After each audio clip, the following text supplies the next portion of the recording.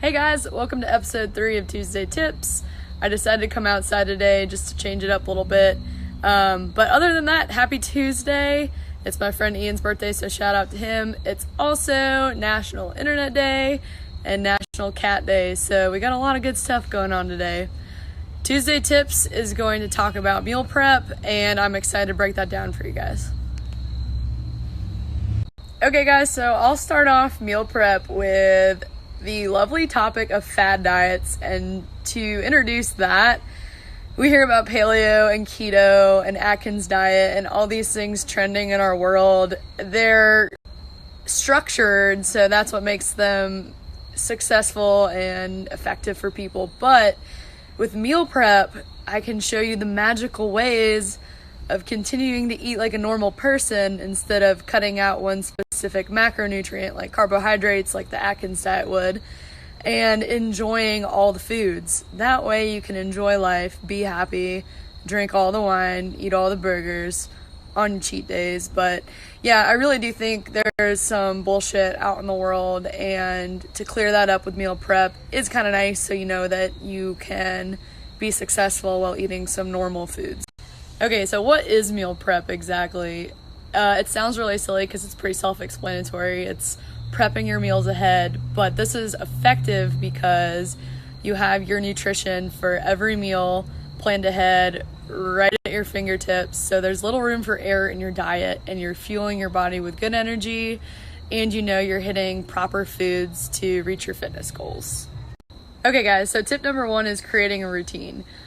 With meal prep, there's a lot of work on the front end. Kind of think about being the chef of your own kitchen, and then also the one that goes out and buys all your food for a week ahead. So it's almost like you're the inventory guy. You're planning ahead, thinking about 7 meals, maybe 5, maybe 3, however your week's broken up. But there's a lot of thinking and energy put into this. With creating a routine, I suggest picking out 2 days out of your week. One day where you can go grocery shopping. So for me, my Friday afternoons are pretty light. I'll go to the grocery store and get that done, put it in my fridge. And then on Sunday, I know I have the whole day to get ready, but again, I don't want to slave over meal prep forever. So I set 4 to 6 hours aside to do that. With the Friday and Sunday schedule built into my routine, it's no questions asked. I get it done. And initially, when you first start it, it takes some time. But now it's just like routine for me. I open my fridge and my meals are there. I can bring them to work and they're ready to go.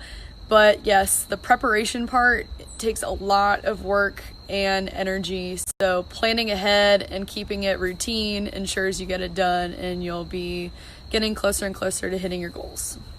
Okay, so tip number 2 would be understanding your schedule. So if you're somebody who works Monday through Friday, like I do, I recommend splitting your days, maybe Friday afternoon and Sunday, but also prepping out 5 to 7 days so you have everything set up.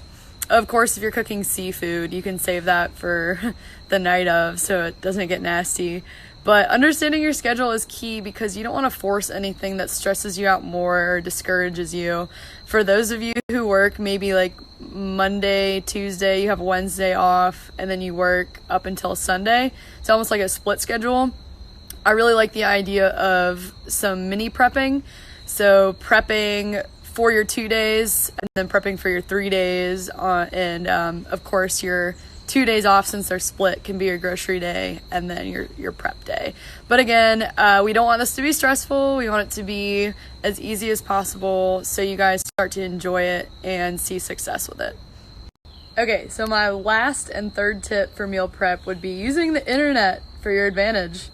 And it is National Internet Day, so what a coincidence. But other than that, the internet is a great source, especially Pinterest, for finding recipes. You want to find recipes before you build your grocery list. That way you know what you're aiming for when you go shopping. What I recommend doing is picking 3 recipes that you like, 1 for breakfast, 1 for lunch, 1 for dinner, and a couple snack recipes so you know exactly what to buy when you go. It also saves you a lot of time and effort put into your prep day so you aren't struggling and having to go back to the store. But yeah, the internet is a magical thing, and I definitely recommend pulling meals that actually sound good, because meal prep is known almost for their like dry grilled chicken, rice, and broccoli over and over. And I can see why people would think that, but you can get creative and find some really good meals on the internet.